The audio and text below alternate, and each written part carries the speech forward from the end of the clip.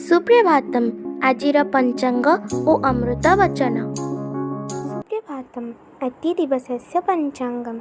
अद्य श्री श्वेतवराहकल्पस्य वैवस्वतमन्वन्तरः द्वितीयपरार्धः उत्तरायणः वसन्तऋतुः चैत्रमासस्य कृष्णपक्षद्वादशी तिथिः सौरवासरश्च जुगाब्द पञ्चविंशत्यधिक एकपञ्चाशत्शतं विक्रमसंवत् 80अधिक 2000 अप्रिल् मासस्य षष्ठीतारिका। अद्य दिवसः सर्वेषां कृते मङ्गलमयं भवतु इति विभुपदारविन्दयोः विनम्रप्रार्थना।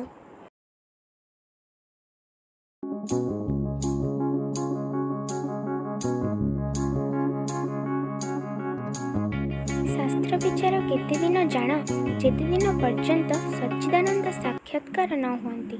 जेपरि भ्रमर फूलरे न बसिबा जाए गुणुगुणु करुଥାଏ ଆଉ ଫୁଲରେ ବସି ମଦ୍ୟପାନ କଲା କ୍ଷଣି ଏକାବେଳକେ ଚୁପ୍ ହୋଇଯାଏ, କିଛି ଶବ୍ଦ କରେ ନାହିଁ।